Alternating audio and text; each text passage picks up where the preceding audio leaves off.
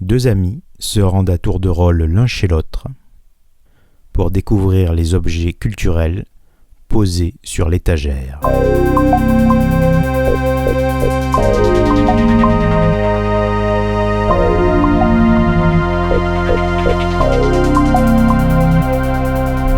Il y a plus d'idées dans ces 30 secondes de morceaux que dans plein de morceaux. Oui, où t'es arrivé même au bout des 3 minutes et Ouais. il s'est rien passé quoi. C'est ça. Et avec alors une méga paire de lunettes, Ouais. c'est-à-dire même des lunettas quoi. Le matin à la première heure, j'étais au magasin à l'ouverture pour pas que quelqu'un me le pique. Bah, tu m'étonnes. Mais j'ai quand même envie encore d'entretenir le mystère et de pas rentrer trop dans les secrets en fait de fabrication.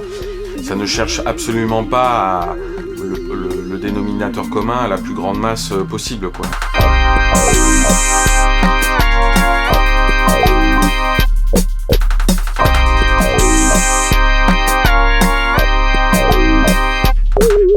Mais dans ce contexte, avec toutes ces personnes recueillies au centre du magasin, assises par terre, qui écoutaient ça religieusement, c'était très étrange, quoi. J'ai tendance à aimer écouter ma musique dans mon monde. Et ces gens arrivent et elle a l'air d'arriver à créer de la surprise en permanence quoi. Et ils disent la meilleure manière de finir, c'est de s'en aller.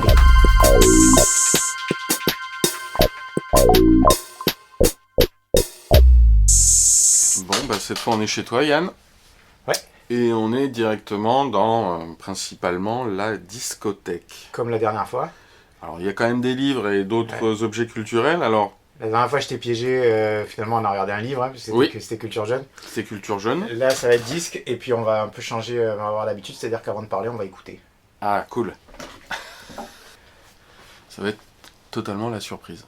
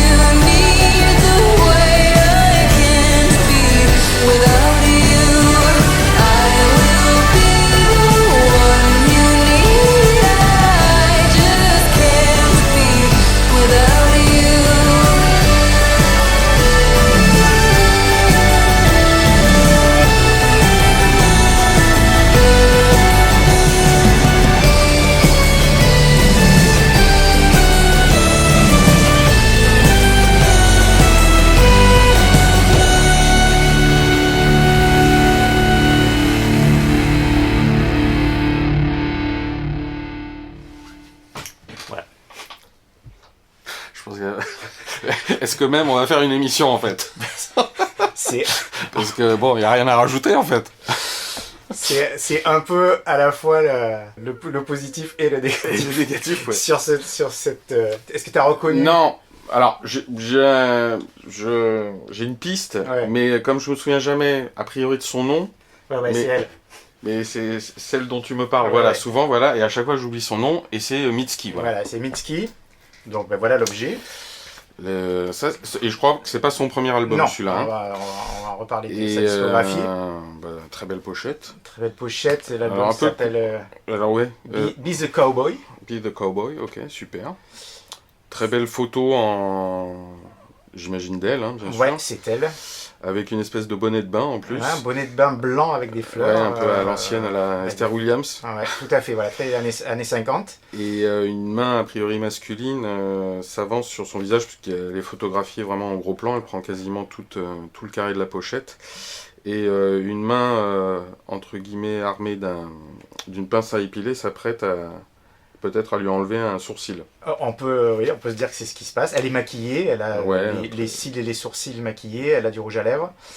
Et Il y a un effet flouté sur le fond, et puis par-dessus, avec une typo, alors pour Be the Cowboy, différente de celle de Mitski, Ouais. qui traverse complètement la Mitski traverse complètement la pochette avec de très grosses lettres qui sont carrément qui font plus de la moitié de la pochette. ouais, qui sont des lettres transparentes, c'est-à-dire Voilà. avec le contour des lettres. Il n'y a Mais- que le contour, voilà. Voilà, qui quand même révèlent beaucoup le visuel, mais qui sont en très gros plan, puisque, Voilà. comme tu l'as dit, elles font toute la largeur. Il y a une affirmation quand même de son nom là, très très. Très clair. Voilà. Et puis Be the Cowboy en haut et en bas. Ouais. Il y a un petit bout de phrase tout petit en bas à gauche Ouais. qui nous amène presque à retourner la pochette. Ouais, tout à fait. I need somebody to remember my name. Ouais. J'ai besoin de quelqu'un pour se souvenir de moi, enfin de peut- mon nom. Qui est peut-être un extrait de chanson, je suis même pas Ouais. sûr en fait, pour être honnête. Et là, effectivement, de dos, il y a un autre portrait d'elle. Alors, dans celui-là, elle nous regarde un peu de face en étant de profil. Elle tourne les yeux vers nous. Voilà. Elle tourne les yeux vers nous et c'est son profil droit. Et là, à l'inverse, on a son profil gauche. Ouais, donc Et là, elle est dans une pose beaucoup plus contemplative. Dans une photo voiture. qui fait très années 50, Ouais. je trouve aussi. Alors là, avec elle a un petit foulard, elle Ouais. est dans un véhicule, ouais. Et il y a même une photo, c'est ce qu'on appelle un gatefold, c'est-à-dire une pochette qui s'ouvre. En plus, Et oui, donc, il y a même une autre photo à l'intérieur. c'est clair. Et alors, qu'est-ce qu'elle t'évoque cette photo? Donc sur la double page, il y a écrit Mitski en encore plus gros, qui couvre toute la double page. Ouais, il y a un très bel effet aussi de trame. Il y a toute une phrase qu'on voit que si on bouge un peu la pochette avec la lumière, ça apparaît en fond. Just tell me- How many stars will I need to hang around me to finally call it heaven? Combien d'étoiles faudra-t-il que j'accroche pour- autour de moi, voilà, autour de moi, pour finalement appeler ça un paradis, quoi. Ouais, c'est Enfin, en ça. gros, j'espère que je me trompe pas trop dans C'est la à peu près traduction. ça. Et la Et alors, elle, là, elle nous regarde de face. Alors là, elle a des très gros gants blancs Mhm. et une espèce de combinaison rouge. qui fait un peu vif. velours. Ouais, on très sait pas velours trop, et ouais. tout. Très étrange. Elle est comme presque à moitié cachée derrière un rideau rouge aussi, Ouais. qui évoquerait un petit peu la Red Room de David Lynch, j'ai envie de te dire, comme ça. D'instinct. Ça me fait plaisir. On va aller dans la même Ça va, direction. Et avec alors une méga paire de lunettes, Ouais. j'ai envie de te dire même des lunettas, quoi. Des parce lunettes que, de soleil qui- Alors là, méga 70s. Ouais, qui mange une partie de son visage. Parce que les verres sont absolument disproportionnés, enfin sont énormes, quoi. Ça fait couvre. 4 fois l'œil. Ouais, Ouais, facile. ça 4 fois l'œil tranquille, et effectivement, bon, ça donne un air très mystérieux. Autant là, la photo de dos, on dirait vraiment presque une photo volée, comme tu disais, années 50. Années 50, et qui peut évoquer en plus. Mitski, elle a des origines japonaises, donc c'est Oui, une personne d'accord. qui est très asiatique un peu. Oui, c'est vrai. La photo peut évoquer In the Mood for Love de Wong Kar-wai. Ouais, c'est vrai. Je trouve, il y a un Ouais, petit- maintenant t'as avec raison. le foulard, en Maintenant fait, que tu le qui- dis, ouais. Alors- Sinon, comme ça, moi, ça me faisait tout de suite penser un peu au mélodrame, Ouais. tu vois, de Hollywood. De Wood années 50. Plus le côté, alors bonnet de bain, Esther Williams sur la pochette principale. Et alors là, c'est vrai qu'autant à l'intérieur, par contre, là, on est dans une autre ambiance. On est un peu Lynch, ouais. Parce Je que suis d'accord aussi. là, il y a ses cheveux aussi qui sont là pour le coup détachés, et elle a un côté un peu. Alors, vamp, c'est pas le terme. Non, parce parce qu'elle qu'il y a est- ce côté étrange en fait. Ouais, voilà, en là, même c'est temps, très étrange, quoi. c'est une photo avec un point d'interrogation, quoi. C'est une photo, on sait pas trop Ouais. ce que dit ce regard, qu'est-ce qu'elle fait là, tout ça. Voilà, moi c'est bien qu'on commence de façon comme ça à tourner un peu autour du pot, parce que voilà, on met un morceau, on regarde cette pochette où il y a 3 climats en fait, Ouais, c'est ça. différents. Et ça va être très compliqué de parler. Déjà, c'est toujours compliqué de parler de musique. On s'en est rendu compte sur d'autres épisodes. Mais ça va être d'autant plus compliqué de parler de Mitski parce que déjà, on a peu d'éléments biographiques sur elle. J'ai presque envie de te dire, c'est une bonne chose. Mais on est encore dans la même. On va se concentrer sur la musique. Voilà, je vais être honnête, quand ça fait longtemps que je pense à faire cette étagère autour de Mitski. Là, elle s'est un peu imposée avec ce qu'on avait fait, donc pas dans le dernier épisode, mais dans celui d'avant, autour de Culture Jeune, où une des conclusions, c'était quand même que la musique pop-rock existait toujours, mais qu'elle avait perdu un peu du côté spontané, qu'elle avait été beaucoup absorbée, digérée et tout ça. Récupérée. Et comme là, on a affaire à une artiste tout à fait contemporaine, puisque ça fait 15 ans qu'elle est sur scène, elle a sorti 7 albums à ce jour. D'accord, ce que j'allais te demander, ouais. Et que pour moi, elle est en pleine ascension, mais ça, seul l'avenir nous le dira, comme dit la formule. Je trouvais intéressant parce que on arrive quand même des fois à être un peu blasé, tourné vers le passé, ça nous arrive pas mal, ce qui est il paraît naturel avec l'âge, mais qui est aussi lié au fait que qu'on a écouté beaucoup de choses et que on est plus difficile à surprendre. Je peux dire que j'ai eu un coup de cœur quand j'ai découvert Mitski, du même ordre que ceux que j'avais dans mon adolescence, à 20 ans, c'est-à-dire ces espèces de coups de cœur musicaux qui tournent un peu à l'obsession, ou en tout cas à l'envie de réécouter indéfiniment les albums, les morceaux, à réexplorer de toutes les manières possibles en fait sa discographie. J'ai envie de te dire, c'est plutôt une bonne nouvelle. Je pense que la grosse différence, c'est que, effectivement, au fur et à mesure des années et des décennies, c'est juste que ça nous arrive moins souvent. Ouais. Il fut une époque où tu peux avoir peut-être 2-3 coups de cœur, même dans une année ou sur quelques années, et que tu sais tout de suite qu'il y a des artistes qui entrent dans ta vie et que, quel que soit le moment, est-ce que tu es au premier album ou au troisième, ou tu sais qu'ils vont t'accompagner une bonne partie de ta vie, ça devient très vite très clair. Après, au fur et à mesure, effectivement, des décennies, comme en plus, moi je répète souvent que c'est pas qu'avant c'était mieux, mais c'est vrai qu'en plus, comme nous, les périodes avant nous plaisent aussi, moi il se trouve que je découvre... Avant les nôtres. Avant notre naissance, avant notre jeunesse. Ou même encore après, pendant notre jeunesse, même. Moi je découvre encore des trucs des années 80, quoi. Que j'avais pas eu le temps d'écouter à l'époque, que j'avais pas découvert pleinement. Donc en plus, comme on perd du temps déjà à récupérer des trucs qu'en plus on n'avait pas du tout capté, moi ça m'est arrivé même 2-3 fois cette année sur des groupes très très importants, quoi. Donc, mais il y a aussi comme aujourd'hui il y a encore quand même justement beaucoup de production, et que comme ça devient de plus en plus facile et qu'il y a une multiplicité de canaux, c'est vrai que arriver à trouver des artistes d'aujourd'hui et qui vont finir, que tu vas pouvoir déjà rencontrer et qui vont vraiment te toucher profondément avec tout le bagage que tu as, c'est génial. Et après, il y a aussi cet autre cependant qui est lié à l'âge, qui est le fait que des fois tu te sens comme un vieux con, tu te dis mais pourquoi j'apprécie pas la musique actuelle, donc c'est bon, ça s'adresse plus à moi, ou je n'ai plus la capacité, la curiosité et tout ça, et donc il y a quand même un plaisir de temps en temps de se rendre compte que pas pour rattraper sa jeunesse, pas pour essayer d'être à la mode, d'être branché ou quoi, que tu as vraiment quelque chose qui t'a accroché de manière très très spontanée et qui dure. Parce que ça commence à faire quelques années maintenant que j'ai découvert Mitski. Alors, le premier album que j'ai entendu, c'est pas celui-là. Le premier album, c'est le précédent, qui s'appelle Puberty 2. Déjà, elle a un sens des titres que je trouve génial dans ces albums. Donc, Puberté numéro 2. Alors, on peut pas faire plus hasardeux, c'est-à-dire, je vais chez un disquaire qui brade un certain nombre de disques neufs, qui descend. Et à l'époque, c'était 6 €. Alors, le prix du disque s'est enflammé depuis, mais c'était déjà pas beaucoup pour des disques neufs. Ah bah oui. Et je vois 3-4 disques d'artistes que je ne connais pas. Et même si c'était pas cher, je rentre chez moi et je vais sur des plateformes pour écouter. J'avais repéré cet album, pochette très intrigante aussi. Je vais sortir. Donc je crois que c'est celui-là le premier que tu m'avais montré. Ouais. Donc on voit Mitski avec le visage maquillé de blanc dans la nature, qui se retourne avec un air très sérieux, très grave vers le photographe, vers l'objectif, quoi.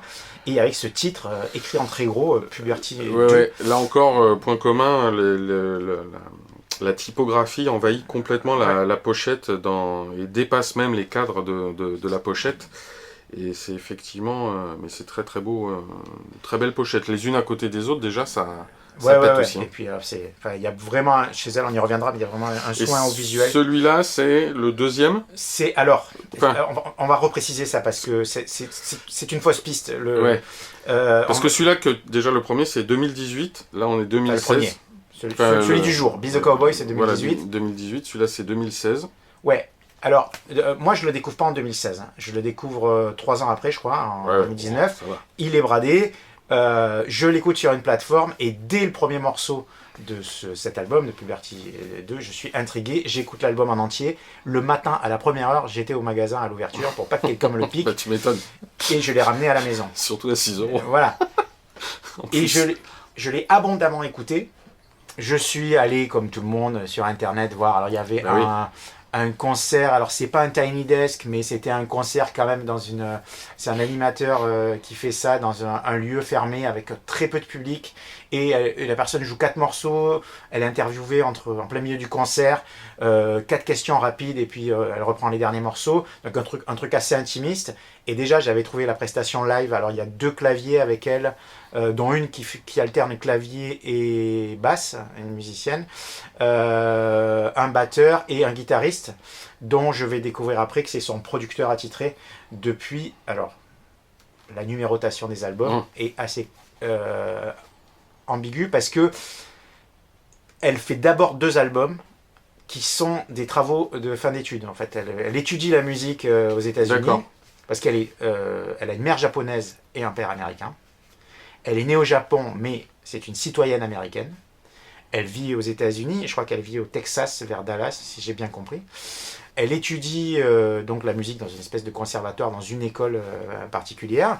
Et elle fait, pendant sa scolarité, 2 albums, qui sont ses devoirs, en fait. Ses devoirs. Ces albums n'existent pas sur support physique. D'accord. Ou des versions pirates, qui ont été, après son succès, qui ont été publiés en vinyle. Ça s'appelle comment d'ailleurs ces 2 albums ? Lush, le premier s'appelle, et le deuxième, alors il a. Je sais pas si j'avais écouté sur internet en fait. Le deuxième, il s'appelle Retired from Sad New Career in Business. Donc deuxième album retiré à la retraite, d'une triste nouvelle carrière dans le business. Et c'est 2012 et 2013. C'est ces 2 premiers albums. D'accord. Qui sont donc officiellement, qui n'existeraient pas dans sa discographie, sauf qu'on les trouve, si on tape Mitski sur les plateformes, ils vont être dans la liste. Bien sûr, ils vont être de ces albums. Parce que ça, on peut l'écouter sur le net ou pas ? Oui, c'est ça. Notamment sur des plateformes de... Oui, voilà. Et dès le deuxième, elle rencontre donc ce musicien qui s'appelle Patrick Hyland, qui est multi-instrumentiste, guitariste quand ils sont sur scène, mais multi-instrumentiste, et qui va devenir son producteur attitré jusqu'à ce jour. Et j'espère qu'elle va le garder, parce que je pense que c'est quelqu'un qui a totalement compris le son dont elle avait besoin. Et d'après ce que j'ai pu voir, ils sont très complémentaires au moment de l'enregistrement.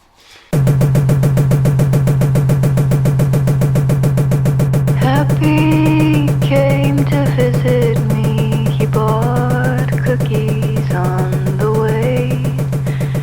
I poured him tea and he told me it'll all be okay. Well, I told him I'd do anything to have him stay with me. So he laid me down and I felt happy come inside of me. He laid me down and I felt happy.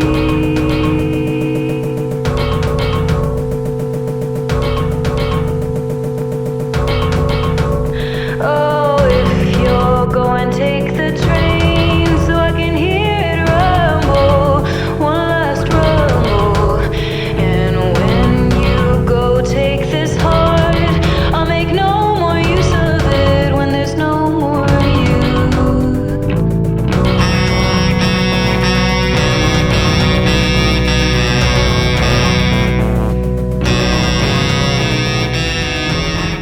elle a appris la composition en studio, en fait. Sa formation précise, c'était composition et enregistrement en studio.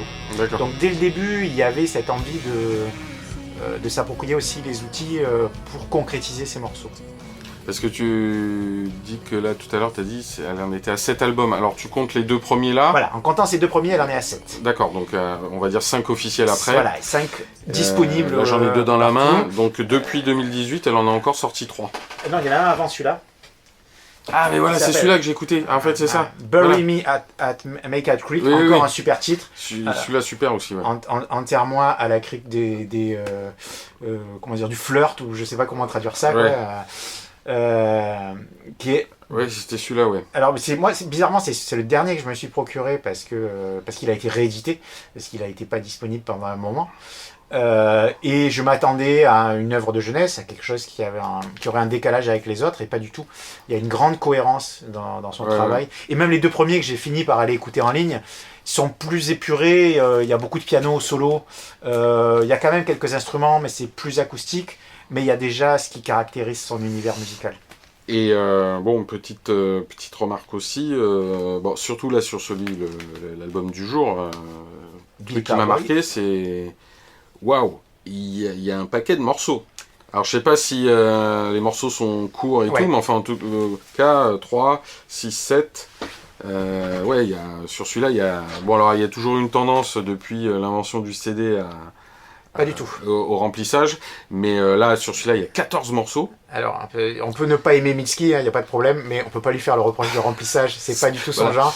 Et là, on est plutôt sur des morceaux courts. Bah, tu as vu le premier? Oui, là, Le on premier avait. fait à peine 2 minutes. Ah, on a entendu tout le Ouais, morceau. ouais. Ah, d'accord, ok, super. La moyenne de ces morceaux sont entre 2 et 3 minutes. Il y en a qui font moins, ils font rarement plus. Je crois qu'il y en a un de 4 minutes dans sa discographie, plutôt vers le début. C'est vraiment une artiste qui a tendance à ne pas répéter, même s'il y a quand même des refrains dans Oui. pas mal de ses chansons, pas toujours.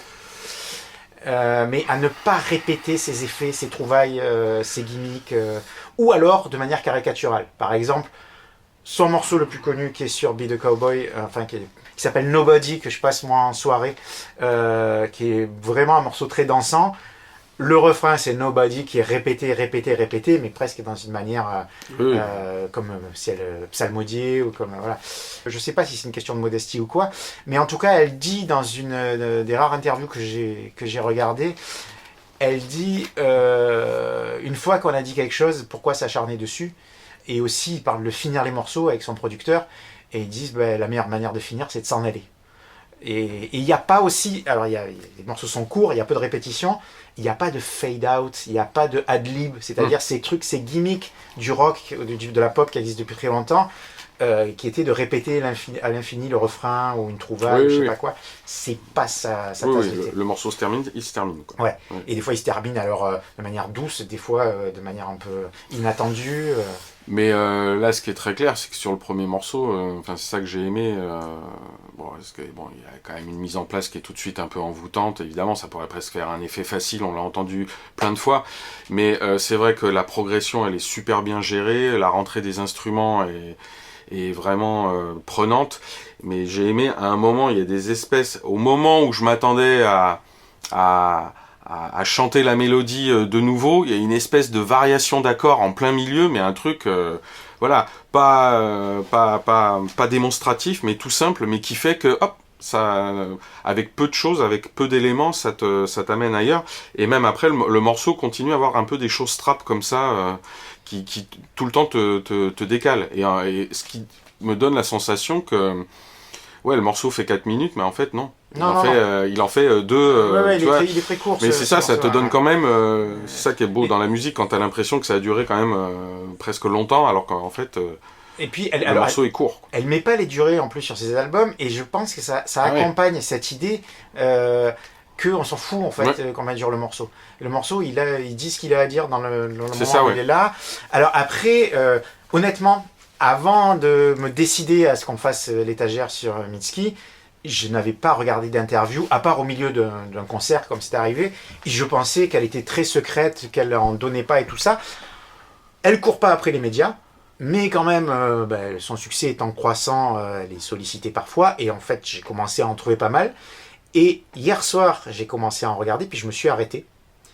Exactement comme tu le disais tout à l'heure, tu disais c'est tant mieux, et t'as pas trop envie de casser le mystère en fait. Même si c'était passionnant, parce que c'était avec son producteur, avec Patrick Hyland, sur comment ils enregistraient les morceaux. En plus, ils étaient dans un studio, et ils parlent de 3 morceaux, ils décomposent des trucs qui ont été pour moi des révélations sur plein de choses, de questions que je me posais sur cet artiste.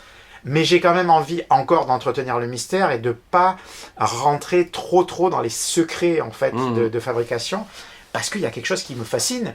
Et ben, par exemple, cette histoire de durée des morceaux, même en sachant ça, j'ai pas envie de vérifier en fait combien font la plupart des morceaux de sa discographie. Et autre chose, tu parlais de ces trouvailles d'arrangement, de cet accord qui varie et tout ça. Dans cette interview, j'ai appris qu'elle partait pour la composition du chant.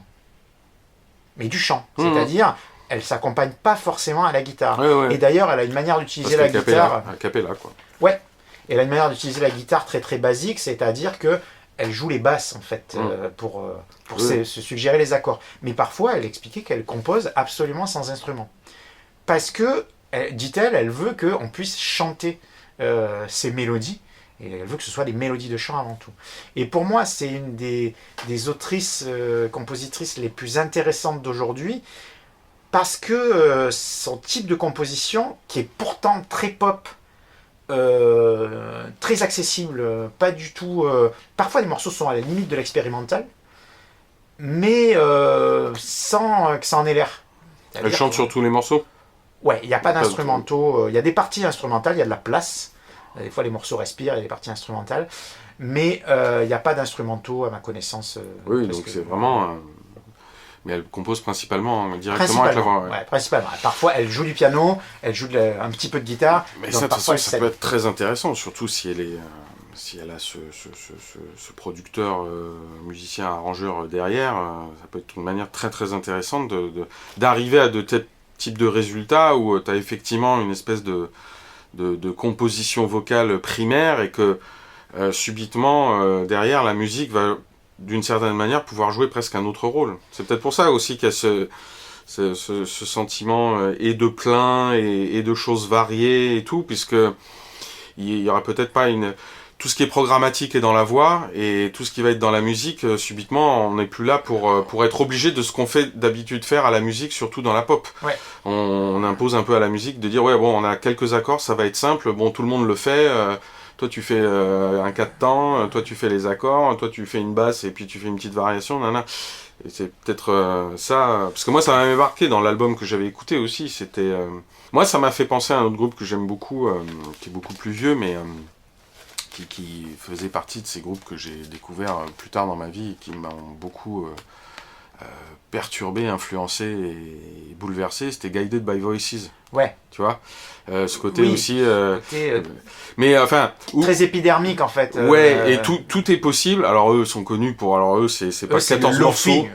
Alors eux déjà, oui, c'est 20 morceaux par album. Ouais, genre 28. Et puis c'est Lo-Fi... alors c'est enregistré presque quasiment que sur du 4 pistes. Les premiers albums, en tout cas, c'est tout ça, ouais. Et même quand ils vont en studio, ils essayent quand même toujours de trouver le plus pourri du coin et tout.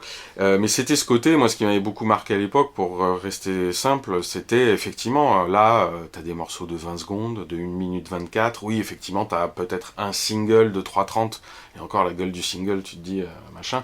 Et c'était une espèce de... retrouver une espèce de virginité totale par rapport aux matériaux du rock et de la pop, où effectivement la frontière devient très floue entre ce qui pourrait être éventuellement improvisé, écrit, lo-fi, hi-fi, y a plus de...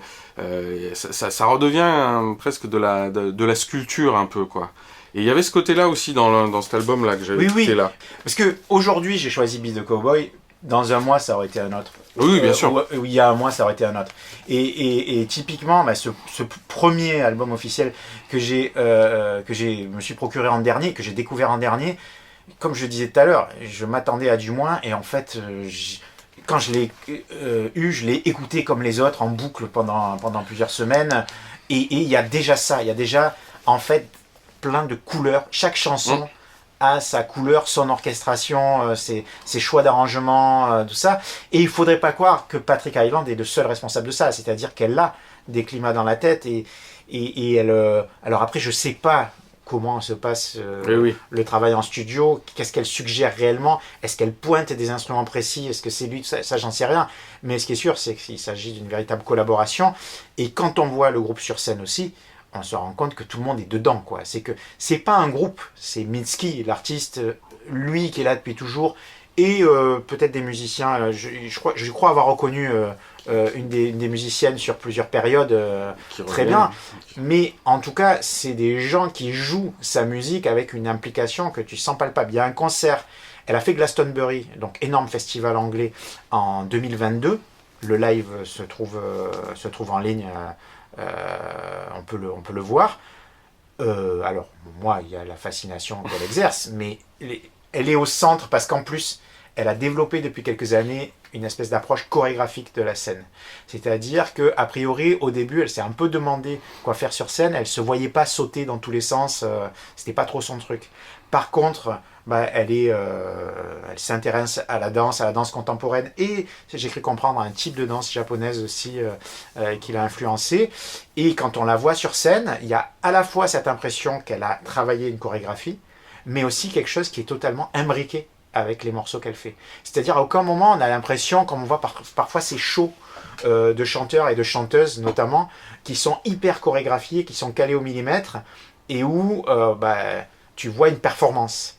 Oui, alors enfin là tu parles même des trucs mainstream. Oui, genre Madonna, genre... Beyoncé, Taylor Swift, voilà, le méga show, voilà, ouais. Oui. Et je trouve passionnant que cette femme arrive à cette époque où quand même, à ma connaissance, c'est la première fois dans l'histoire de la musique, et peut-être dans l'histoire de l'art, je ne sais pas si tu vas être d'accord avec moi là-dessus, parce que ça on n'en a jamais parlé, hors jugement de qualité, je crois que c'est la première fois que les femmes tiennent le haut du panier depuis quelques années dans la musique pop, c'est-à-dire que, en gros, entre Beyoncé et Taylor Swift, les plus gros vendeurs de la pop ces dernières années, c'est en grosse majorité des femmes. T'as raison. Charlie XX en ce moment, il en sort régulièrement. T'as eu Lady Gaga pendant 1 an ou 2. Et c'est vraiment. Il y a des hommes quand même qui ont du succès, mais en proportion. Je pense que sincèrement, t'as raison. Alors moi, je suis pas du tout moi, j'aime quand même bien des chansons de tous les gens qu'on a dit là. Enfin, peut-être pas tout le monde, mais. Enfin, qu'importe. Mais c'est pas du tout mon propos. Historiquement, il y a beaucoup plus. Ils ont pris le pouvoir, ouais, c'est bien. Ouais. Ah oui, non, c'est très bien. C'est au contraire. Mais ce que je veux dire, c'est que c'est historiquement, t'as eu de temps en temps une artiste qui ressortait. Madonna annonce certainement toute cette vague-là qui va venir après.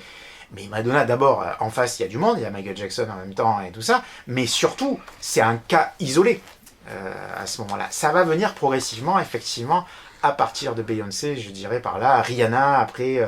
tu vois, c'est vraiment, là, si on regarde ces 15-20 dernières années, il y a vraiment une...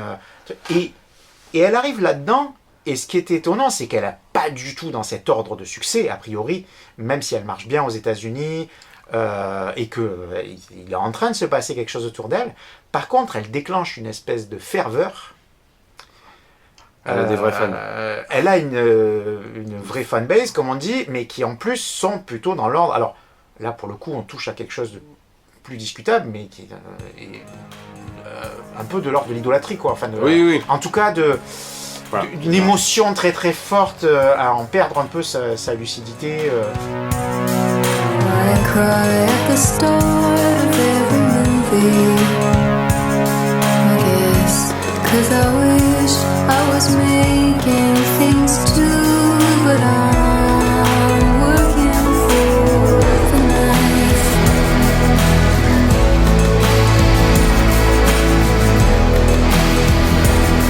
I used to think I would tell stories, but nobody cared for the stories I had about no good guys. I always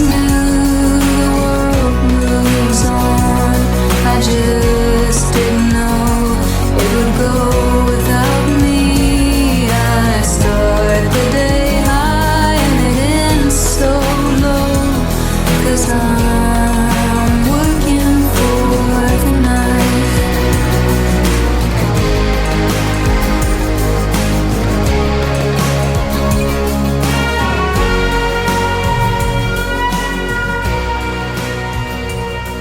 Les images sont troublantes quand on voit les concerts. C'est touchant parfois de voir des fans en larmes, beaucoup de femmes, mais pas seulement. De voir des fans en larmes pendant un concert parce qu'il y a quelque chose de très émotionnel quand même. Je dois dire que moi j'ai aussi les poils, comme on disait quand je regarde. Mais il y a aussi quelque chose de l'ordre du quasi religieux, quoi. Et, Bon, après, c'est presque logique. Enfin, je veux dire, l'histoire se répète là. Pour le coup. Oui, Enfin, bien sûr, bien sûr. Mais après, peut-être ce que tu voulais dire, c'était que plus, comme elle a visiblement quand même un côté très personnel. Enfin, je veux dire, ça ne cherche absolument pas à le dénominateur commun à la plus grande masse possible, quoi. Elle ne cherche pas à faire comme font quand même les grosses stars dont on a parlé, qui au bout d'un moment essayent quand même pour pouvoir se renouveler, à essayer de baliser vachement leur production et à faire plein de styles différents qui sont pas forcément ce qu'elles ont peut-être quand même au plus profond du cœur, même si en interview tu vas les entendre dire ah oui non j'ai toujours aimé ça ou ceci ou cela, quoi. Non. Puis comme tu as dit, c'est pas les mêmes volumes de vente, donc c'est puis, pas la même pression. Et puis elle n'a pas le son, elle n'a pas ce son là. C'est-à-dire que ce qui est commun quand même à beaucoup de ces artistes qu'on a évoqués, même si elles font pas toutes le même style musical, c'est cette espèce, d'ailleurs parfois on catégorise ça d'hyper pop. On parle à propos de cette musique d'hyper pop. C'est des musiques qui sont très produites et très chargé en arrangement, souvent, avec des choses qu'on n'entend pas, qui sont en fond, qui sont un peu de la... Comment dire en général, c'est très influencé par le hip-hop au niveau des grooves, au niveau des sons de rythmique. Et puis, on va avoir alors des arrangements pop, soit avec des orchestres, soit avec des couches, des nappes de synthé qui vont se superposer. Et les guitares sont très propres et sont rangées derrière, ou alors c'est un riff qui rentre de temps en temps.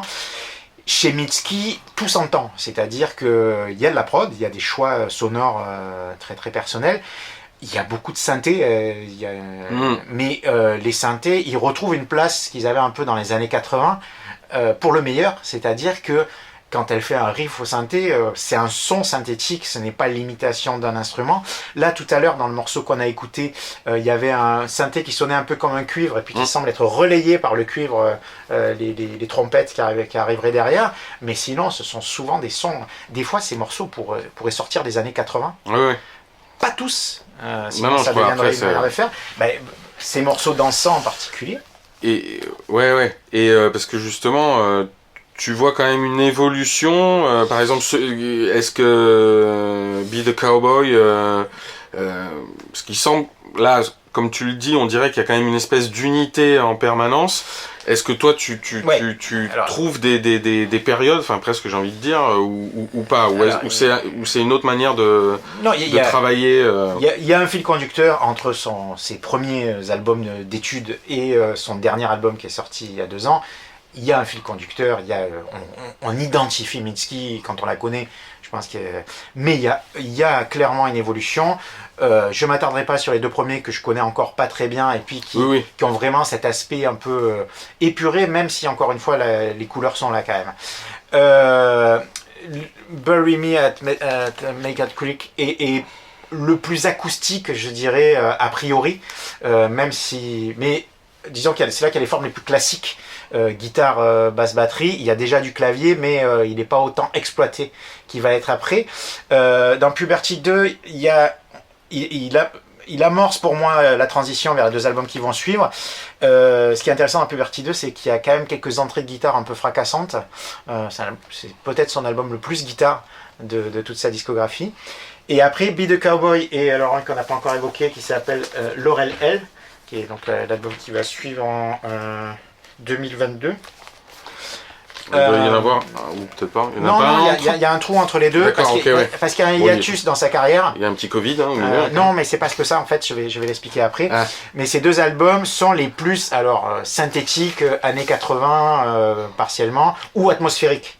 Parce qu'il y a vraiment ce truc tout à l'heure, tu as évoqué Lynch et ça m'a fait plaisir parce que des fois, quand on écoute sa musique, quand on rentre dans son univers, quand on regarde ses vidéoclips, qui sont encore un autre aspect qu'on pourrait évoquer, ça pourrait être la fille naturelle de Julie Cruz et de Angelo Badalamenti, quoi. Il y a quelque chose quand même qui rappelle l'étrangeté de Lynch et ses atmosphères, comment dire, à la fois sensuelles et inquiétantes. Voilà. Si je devais résumer Mitski, ça a l'air bien résumé. Ouais, moi c'est vraiment quelque chose qui la caractérise. Celui-là, super pochette aussi. Hein. Ouais, mais ces visuels sont toujours incroyables, quoi. Et forcément, c'est des tendances qu'on retrouve, mais disons que là, il y a 2 albums qui sont, pour moi, sont assez raccords. Et pourtant, il y a ce hiatus entre les deux, qui n'est pas seulement lié au Covid, qui est lié au fait que Mitski, après Be the Cowboy, a eu une espèce de saturation de sa célébrité montante et ne savait pas trop comment la gérer. Et donc, elle a même déclaré arrêter sa carrière. Et ça ressemble pas à Ziggy Stardust, quoi. Ça ressemble pas à un geste calculé. Il y a vraiment un hiatus, il y a vraiment un moment de doute, quoi. Et d'ailleurs, elle va faire sur Laurel L une chanson qui s'appelle Working for the Knife, travailler pour le couteau, qui est une espèce de confession sur la douleur que représente son travail. Et la douleur fait partie des questions qui sont posées au cours de ces... Parce que les textes, c'est un peu difficile. C'est un peu difficile parce que je suis pas totalement anglophone, et c'est un peu difficile parce que ces textes sont un peu cryptiques quand même. C'est pas évident, quoi. On n'est pas dans le... Elle dit qu'elle aime beaucoup... Oui, enfin ça se sent... Ça se sent, je pense, assez vite, quoi. Mais elle dit que ses auteurs de textes préférés, en tout cas dans une interview, elle dit que c'est Iggy Pop et Johnny Cash. Et elle dit parce que en quelques phrases, il résume un sentiment, il raconte une situation et tout ça. Et ce qui est marrant, c'est que il y a une simplicité chez ces deux-là qui a priori il n'y a pas chez elle. Sauf qu'en fait, quand on regarde ces textes, au niveau traduction, c'est très facile à comprendre. Je crois que je comprends tout le vocabulaire, tout. Mais en fait, les sujets traités et puis cette espèce de décalage permanent où tu as l'impression qu'elle est en train de parler d'un sentiment positif et puis il y a un truc qui va vriller au détour d'une phrase. Et je pense que c'est aussi pour ça qu'il y a beaucoup de jeunes qui s'identifient à Mitski, c'est que il y a quelque chose d'adolescent, même si elle s'enferme pas dans l'adolescence. Il y a quelque chose de garder ses émotions premières. Voilà. Et puis peut-être... être aussi, se transformer aussi, quoi. J'imagine que c'est une période, enfin je veux dire, dans sa musique, ça je trouve aussi, oui, il y avait ce côté adolescent, mais c'est vrai qui peut, comme tu disais, peut très rapidement passer du positif à l'inquiétant, quoi. Ouais. Et encore une fois, comme dans un film de Lynch aussi. Et oui, c'est ça. Cette frontière en fait très floue, où on croit qu'on est en sécurité, et en fait l'instant d'après, on est presque... non pas dans l'horreur gore absolue, mais le truc super inquiétant et super flippant, quoi, presque. Non, et puis d'ailleurs, dans le premier, là, Bury Me, elle a un morceau qui s'appelle Townie, où elle raconte, en fait, ce sont pour le coup, des ados qui sortent, et où elle dit, c'est sûr qu'on va déraper, quoi. C'est sûr que ça va mal finir, on va faire une connerie, ou je sais pas quoi. Enfin, elle le dit mieux que ça, évidemment. Et c'est un morceau très rock, et c'est un morceau... Quand tu l'écoutes aujourd'hui et que tu vois tout ce qu'elle a écrit après, où elle parle beaucoup de relations amoureuses, elle parle de son mari. Je sais même pas si elle est mariée, je sais pas ce que représente en fait le mariage dans l'univers de Mitski, mais elle va parler de la solitude dans la chanson d'avant et tu as quand même l'impression que c'est la même personne. C'est-à-dire que en fait, c'est toujours une expérience, c'est toujours un vécu qui est raconté au plus près et dont elle te livre quelques clés comme ça au détour d'un texte, mais dont t'es pas... t'as pas l'avant, t'as pas l'après, t'as pas le contexte. Ouais, il va falloir que tu te débrouilles aussi, quoi. Ouais, tout à fait. Et elle t'emmène quand même dans son univers. Et quand même après ça là, ça continue encore derrière en fait là. Après Laurel il en reste un. Le dernier en date qui est sorti, qui s'appelle The Land is Inhospitable and So Are We. Donc la grosse pochette aussi. Alors ça c'est la version collector. Je vais raconter pourquoi même si c'est anecdotique, mais je vais raconter quand même l'histoire de comment je me suis procuré ce disque. Oui, je crois que tu m'avais dit. Oui, mais je vais la raconter quand même parce que ça vaut des points. Donc, la vraie pochette sans tout l'appareil autour, c'est celle-là. Donc encore une très belle photo où elle est dans une espèce de combinaison qui fait très japonaise là pour le coup, ou en tout cas très mode contemporaine. Dans une position qu'il est très difficile de définir, elle est assise avec dans une espèce de déséquilibre avec les mains levées et la tête en arrière, assise au sol, un des pieds en l'air, avec un lettrage quasiment illisible, des lettres très très chargées. Et alors cet univers, elle va le décliner dans les clips de cet album. Et puis la suite de cet album, c'est qu'elle va faire une tournée aux États-Unis et un petit peu en Europe. Alors une date à Paris. Ça après. Et cette tournée. Nous, j'ai l'impression qu'on fait un peu partie des pays où les gens. S'ils nous mettent 2 dates, on est content et on n'aura pas plus. J'ai failli monter la voir en Belgique. J'étais prêt à prendre un moyen de transport pour aller jusqu'en Belgique, mais les dates étaient impossibles pour moi parce que sur scène, il y a vraiment quelque chose de très particulier, surtout depuis qu'elle a développé cet aspect chorégraphique où il y a une occupation de la scène. Elle dit pratiquement rien entre les morceaux. C'est vraiment de l'ordre de. C'est bien. D'un univers qui déboule pendant 1h30 et où tu rentres dedans ou pas. En fait, c'est un show aussi, mais à sa manière. C'est très personnel. Voilà. Et ça a été filmé. Un ou plusieurs concerts ont été filmés et il y a eu une diffusion des concerts dans quelques salles. Là, l'hiver dernier, à l'été dernier, dans des salles de cinéma. Malheureusement, même ça, on n'a pas pu l'avoir dans le coin, parce que je pense qu'en France, elle n'a pas un public assez nombreux pour que ça a été pareil. Une salle à Paris, mais c'est peut-être ça en fait. Peut-être qu'elle n'a même pas fait de date à Paris de concert. C'était la projection du film, quoi. Voilà. Mais alors du coup, même s'ils sont pas très nombreux, il y a des fans et il y a des fans en France, et donc je vais raconter. Comment tu t'es procuré le dernier album. Donc sortie d'album. Dans quelques lieux dans le monde, ça se fait maintenant beaucoup, des séances de pré-écoute chez les disquaires partenaires indépendants qui jouent le jeu. Et en France et à Montpellier, c'était chez un disquaire de disques neufs qui s'appelle Ground Zero, que je salue au passage. Oui, on le salue, bien sûr. Qui a du mérite de continuer c'est clair. à exister dans ce contexte. Et donc, je vois sortie du nouvel album de Mitski là-bas. Je suis a priori pas très client des écoutes collectives. J'ai tendance à aimer écouter ma musique dans mon monde. Mais là, je me dis, bon, c'est l'occasion, et donc je prends date. Surtout là qu'en plus, tu sais que tu vas être avec un peu les fans hardcore, quoi. Mais non, je n'imaginais pas ça du tout. Je pensais qu'on allait être 3 personnes dans le magasin à discuter avec un des vendeurs très sympathiques qui tiennent la boutique. Voilà, en passant les disques et en découvrant tranquillement, mais pas du tout. Je me suis complètement planté. J'étais une des 2 personnes à avoir largement passé la trentaine. Il y avait essentiellement des jeunes, autour de la vingtaine, voire moins. Le magasin a été très vite rempli. Et les gens étaient là à l'heure ou en avance. Il n'y a pas eu de retardataire sur ce coup-là. Et à l'heure officielle, le disquaire a mis le disque sur la platine, a fait écouter l'album, ou en ligne, je ne sais plus. Et là, j'ai assisté à la messe, quoi. Ce que j'allais te dire, c'est la messe édite. Et alors, d'autant plus que le morceau qui ouvre l'album est une espèce de gospel. C'est-à-dire, c'est un morceau où elle commence tout doucement, toute seule, avec un accompagnement très simple. Je crois que c'est une guitare acoustique. Et puis, à un moment, elle dit family, elle dit le mot family. Elle répète le mot family, et quand elle le répète, t'as une chorale qui rentre. Et une chorale qui sonne assez gospel ou chorale américaine, quoi. Alors, l'effet est radical, c'est-à-dire que ça, tout d'un coup, on a l'impression de se soulever du sol. Mais dans ce contexte, avec toutes ces personnes recueillies au centre du magasin, assises par terre, qui écoutaient ça religieusement, c'était très étrange, quoi. C'était vraiment... je me suis rendu compte de la ferveur de ce que peut être...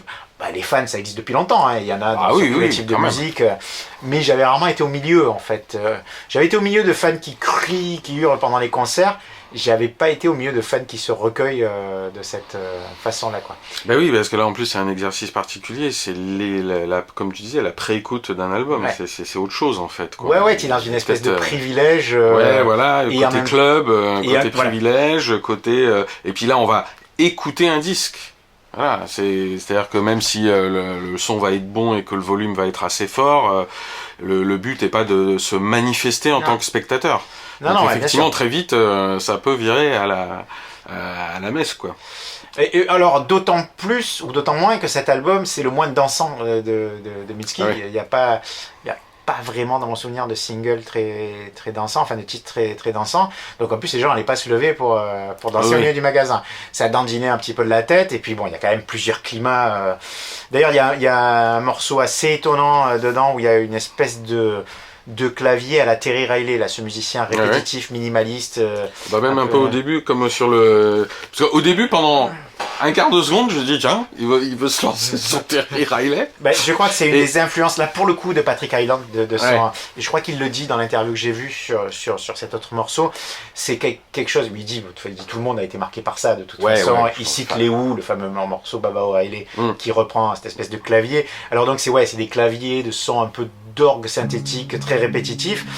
Et évidemment quand on est en écoute collective de ce genre d'ambiance, il y a une espèce de truc surréaliste qui se passe, c'est-à-dire que oui, on n'est plus seulement dans un club, on est hors du temps, quoi. On a l'impression Ouais, ouais. que le monde autour n'existe plus. T'es dans une bulle. D'ailleurs, les clients qui rentraient dans le magasin, qui n'étaient pas prévenus de ce Ouais. qui se passait, notamment quelqu'un que je connaissais, que je connais un tout petit peu, qui est rentré et qui m'a fait un signe du genre qu'est-ce qui se passe, mais il voyait bien qu'il ne fallait pas troubler, Oui. pas le silence, mais le recueillement, quoi. Bien sûr. As I got older, I learned I'm a drinker.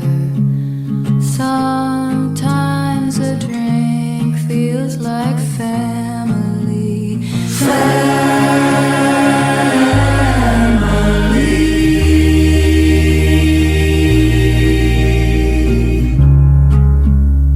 Hey, what's the matter? Looking like your sticker is stuck on a floor somewhere. Did you go and make promises you can't keep? Well, when you break them, they break you right back. Amateur mistake, you can take it from me. They break you right back.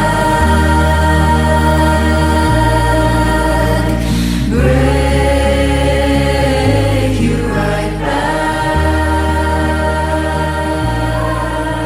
C'était dans plutôt une bonne nouvelle, même. Oui, ça fait quand même plaisir cette idée que aujourd'hui il puisse se passer ce genre d'appropriation personnelle, être touché vraiment au cœur par une musique qui est quand même... Il y a des morceaux qui peuvent passer en radio, il y a des morceaux quand même qui sont, que je l'ai dit tout à l'heure, qui sont dansants et tout, mais globalement on n'est pas dans la tendance dominante et on n'a pas tous nos repères. Et notamment sur la structure des morceaux, je le disais, il peut y avoir des refrains, mais déjà ils sont pas annoncés comme d'habitude, c'est-à-dire que dans un single classique, on sent venir le refrain, on sent que... Et puis on va avoir un roulement de batterie, on va avoir un truc comme ça, bah là pas forcément, quoi. En fait, moi il y a des morceaux où j'ai repéré la structure à la 3e ou 4e écoute, quoi. Oui, pour moi, c'est ça. Bon, vraiment, je connais peu, mais c'est effectivement, comme je disais tout à l'heure, la sculpture, mais ou même des esquisses, des peintures, tu vois. Il y a ce côté, en fait, très visuel. Il y a pas forcément cette volonté d'utiliser la pop musique dans cette obsession qui est tout à fait légitime et merveilleuse de faire des mélodies qui vont t'accompagner réellement, enfin en mode couplet, refrain, pont, que moi j'adore. Enfin, je veux dire, ça a été fait des milliards et des milliards de fois, mais avec moi ça marche toujours. Si c'est bien fait et comment c'est fait, avec la possibilité de changer quelques éléments là où tu l'attends pas, il y a toujours le fantasme d'écrire la chanson parfaite. Elle j'ai l'impression qu'elle est ailleurs. Oui, voilà, alors... elle est vraiment dans autre chose, quoi. Dans presque un truc plus même, enfin pas cinématographique, mais autre chose. Il y a un peu de ça. Oui, mais je veux pas la réduire à ça, non, tu vois, dans ce sens parce que c'est très musical. Voilà, c'est très musical. C'est pour ça que je voulais pas le. Mais elle travaille, elle a l'air de travailler sa matière musicale de manière différente, quoi.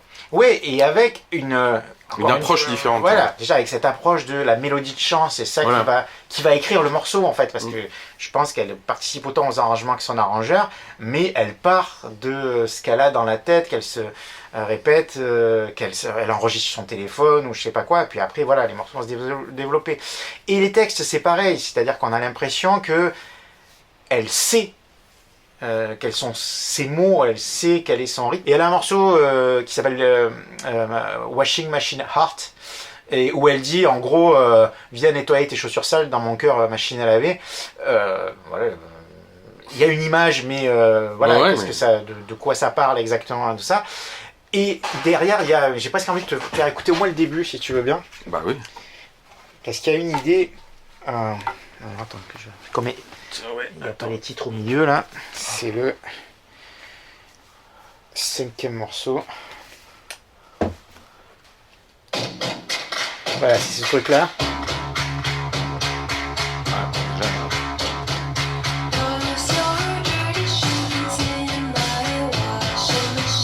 Et après la mélodie part. On s'arrête là.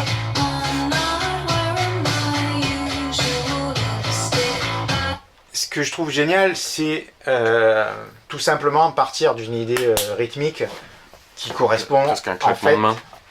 Elle l'explique, qui correspond au bruit des chaussures quand on les laisse tourner dans sa machine à laver. D'accord. Voilà, l'idée c'est ça, l'idée de base, en fait elle est premier degré.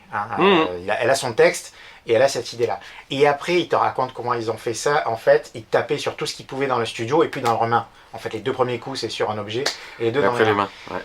Et tu les vois raconter ça tous les deux, et puis ils disent que c'est eux qui l'ont fait, alors qu'il y en a, je sais pas combien il y en a de prises, il y a certainement plusieurs, ils ont fait plusieurs prises, etc.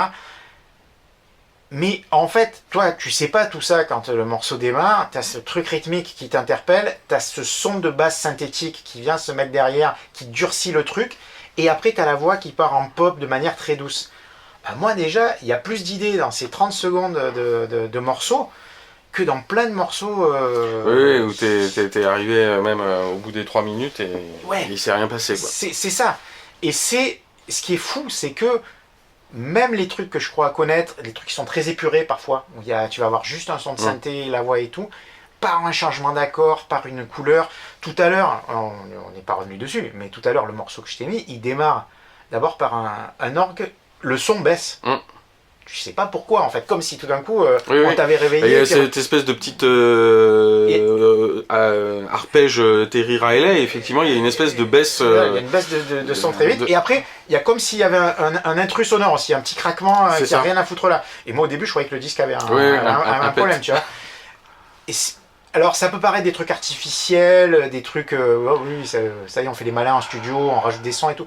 Mais non, en fait, c'est vraiment des choses qui te permettent de rentrer dans les morceaux. Là, typiquement, ce truc de baisser le son, ce morceau, je l'ai utilisé sur une vidéo. Moi, j'avais fait un montage vidéo pour présenter quelque chose dans un festival. Et en fait, les gens, ils sont cueillis. Je regardais les gens quand on met ça. Et leur attention, elle est happée différemment de l'écoute habituelle. Et... Ok, c'est peut-être une volonté foncière d'être original, mais je crois aussi que c'est tellement cohérent avec les univers de chaque chanson que ce sont des idées qui viennent de l'écoute en fait. Oui. Qui viennent de, ma mélodie c'est ça, ouais attends, on va pas faire le truc, on va pas faire la percu classique. Non, mais c'est ça qui... Enfin, le peu que moi j'ai écouté, j'avais effectivement la même sensation, c'est que il y a un côté très précis aussi, enfin très précis. Oui, très ouais, et puis enfin voilà, il y a un sens du détail, et ces gens arrivent, et elle a l'air d'arriver à créer de la surprise en permanence, quoi. C'est ça qui est bon, c'est tellement c'est tellement rare aujourd'hui. Mais surtout, moi, ce que j'adore, c'est que au départ, la première réaction, elle est affective. C'est-à-dire que oui, j'entends un truc, j'ai un coup de cœur, et tu as des coups de cœur qui passent, quoi. Tu as des coups de cœur, tu te dis, moi, Oui, c'est oui, bon, bien sûr. je connais son système. Et là, alors ça peut changer, hein, je suis encore qu'au début de mon histoire, si je puis dire. Mais Oui, quoique là, ça commence ça fait 5 ans. Ouais. C'est- Déjà. Ouais, et puis moi je suis impressionné par parce que ça aussi souvent je reproche un petit peu là pour le coup à la période contemporaine, c'est que bon, surproduction ne veut pas forcément dire qualité, mais j'ai un peu l'impression que des fois ça travaille plus trop, quoi. Et là elle a l'air de quand même s'il y a des interruptions et tout, Oui, il y a une interruption de 3 ans, mais ça reste une moyenne d'un album tous les 2 ans quand même. ça bosse. Voilà, il y a du taf. Et alors d'autant plus que on est déjà au 7ème sur quelqu'un, elle est née en 90. Hein. Ouais, ça va, elle est jeune, quoi. Enfin, Bah ouais. Elle a la chance. Elle a 35 ans. Elle est... Moi je sens qu'il se passe un truc. Il y a ce film là qui est sorti. Le dernier objet. Quel film? Sur son concert. Ah, d'accord, oui. La captation de son Ok. concert.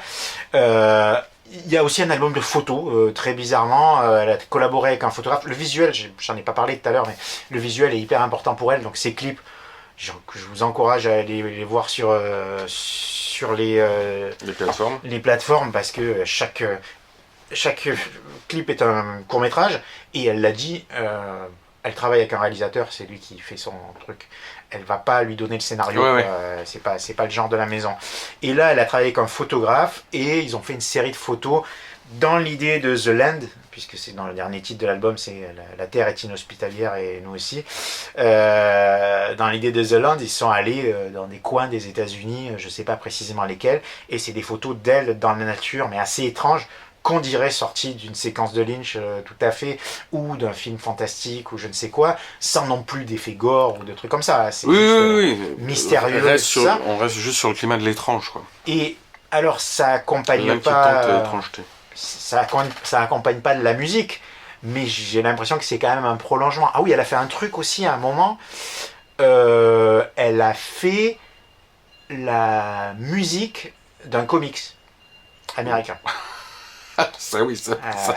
Le truc est disponible en cassette, et je crois qu'ils en ont sorti un maxi vinyle. Il y a 3 titres juste que je suis allé écouter, alors qui sont un peu différents des chansons qu'il y a là, mais où tu retrouves sa patte quand même. Et voilà, c'est un éditeur qui lui a dit bon, on va sortir ce comics, on aimerait bien que vous fassiez la musique. C'est génial. Et voilà, c'est quand même très très atypique Ah bah oui, là, c'est pas fréquent. comme démarche. Et dernier projet en préparation, elle écrit apparemment la musique d'une adaptation en comédie musicale de la série Le Jeu de la Reine. D'accord. Ah, la série sur les échecs. Sur les échecs. Ouais, attends, et ça deviendrait une comédie Ça musicale deviendra- bah, tu sais, aux États-Unis, tout devient Oui, une comédie oui, tout musicale. peut, bien sûr, mais bien Et, sûr. voilà. Waouh. Donc ça, voilà, pour une fois, elle ferait un travail, enfin, comme pour la BD, elle ferait un travail de commande. Elle a fait un ou deux morceaux de BO aussi. Et puis ces morceaux sont parfois utilisés dans des Oui, ça j'imagine. dans des Ça, par films. contre, des séries, ça doit... Ou des séries. Mais là, elle écrirait la musique du Jeu de la Reine, version comédie musicale. Ah oui, bah, au moins, bon, en tout cas, déjà une personne pleine de ressources et qui est surtout. Enfin, c'est ça, c'est très original, quoi. Ouais. C'est pas banal. C'est- Bon, presque notre question finale n'a strictement aucun sens, en fait. Hein, oui, mais. les jeunes sont déjà sur Mitski. Pas la majorité, mais Non, mais bon, mais voilà, avec pour une un fois. rapport que je trouve hyper intéressant, quoi. Pour une fois, on est bon, on est un peu raccord avec notre période, quoi. Oui, puis c'était pas pour ça, mais ça fait plaisir. Non, mais de c'est se bien. dire, voilà, quoi. Puis, en plus, encore une fois, je sais pas comment ça va évoluer. Peut-être que, moi, je souhaite que son succès s'élargisse, mais peut-être pas. Oui, ça, Mais- c'est toujours délicat, en fait. Hein. Mais en tout cas, ça fait plaisir de voir que dans le monde et en France aussi, des jeunes s'emparent de cette musique et qu'elle représente quelque chose de viscéral. C'est vraiment l'impression que ça fait. Quand tu vois des gens bouleversés par cette musique-là. Oui, et puis elle, ça, dans le nombre d'albums, dans le nombre de chansons, dans tout le travail que tu as décrit et tout, qui en plus commence maintenant à prendre aussi d'autres formes. Enfin, je veux dire, de A à Z, voilà une jeune femme d'aujourd'hui qui vit complètement ça, quoi. Et puis, c'est pas en soi, enfin, je trouve quand même si c'est totalement neuf. Enfin, évidemment, on va classer ça dans le rock, la pop et tout, mais j'ai un peu l'impression, tu vois, ça fait pas penser à quelque chose, réellement, à part des petites, vraiment mini touches par-ci par-là, mais... Je vais te faire plaisir, mais il y a un morceau d'elle qui ressemble, et ça me fait mal de le dire, à un morceau de Lennox, à Man Eater. Oui, mais voilà, j'allais te dire presque. Il pourrait être produit, il a la même rythmique, oui. Et il pourrait être produit de l'époque, mais... Même quand tu écoutes ces sons très datés, très années 80, en fait, il y a toujours quelque chose qui t'intrigue et qui te rappelle que ça peut pas. Oui. En plus, tu vois tout de suite j'ai envie de dire la différence, à la limite. Oui, non, c'est sûr que c'est pas la même. Il n'y a pas de souci. Mais j'ai l'impression, et maintenant tu me donnes encore plus envie d'aller me replonger dans les albums, c'est ce côté très très très très neuf, quoi, très vivant, très c'est complètement c'est plus que actuel, quoi, même. Voilà, c'est ça que moi je me touche aussi profondément, quoi. Ouais. Et le dernier est peut-être son plus américain. Il y a des influences de country dedans, ce qui est à peu près nouveau. C'est celui-là, ouais. Dans The Land, ouais. Ce côté choral dont j'ai parlé tout à l'heure sur un morceau et tout ça. Je sais pas quelle va être sa prochaine aventure. J'ai pas du tout d'idée où elle va aller à partir de là. Mais ce qui est sûr, c'est que je n'ai jamais... D'abord, j'ai pas été déçu, mais surtout, j'ai jamais eu d'impression de répétition. Oui, parce que là, au final, tu avais à moitié répondu à ma question tout à l'heure, mais parce que donc là, maintenant qu'on a fait un petit peu le survol, là, j'ai l'impression qu'il y a quand même aussi des univers, des périodes un peu, je vais pas dire à la Bowie, sa période berlinoise et machin, mais là, tu termines sur des notes qui ont l'air plus acoustiques. Oui, il y a un retour un petit peu à l'acoustique dans le dernier. Ouais, mais qui peut-être est encore plus théâtralisé, j'ai envie de dire, avec peut-être l'aspect pochette et tout ce qu'elle a et tout. Et les deux d'avant ont l'air plus quintessence de la pop. Ouais. Laurel L et Be the Cowboy sont... Pour moi, c'est deux albums les plus...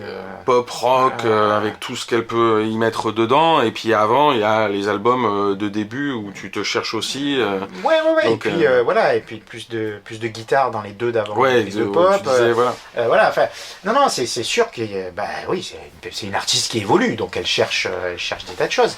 Mais bien malin qui peut prédire où elle va aller maintenant, quoi.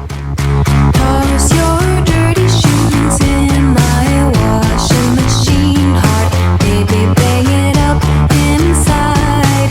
I'm not wearing my usual lipstick. I thought maybe we would kiss tonight. Baby, will you kiss me already? And toss your dirty shoes in my washing machine heart. Baby, bang it up inside.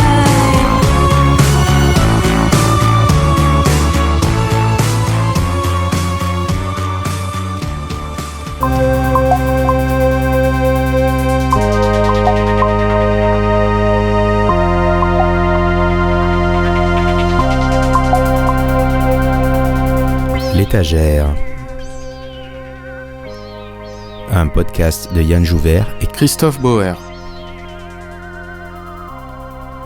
réalisation Yann Jouvert.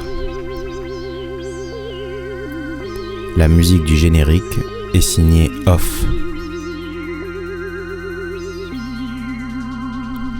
Avec Geyser, Happy, Walking for the Knife, Bug Like an Angel et Washing Machine Heart. Des chansons signées Mitski.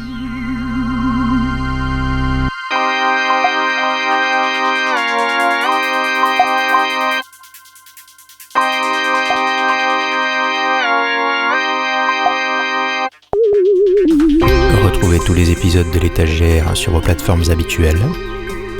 Vos commentaires, critiques et encouragements sont les bienvenus sur les Facebook et Instagram, l'Étagère Podcast.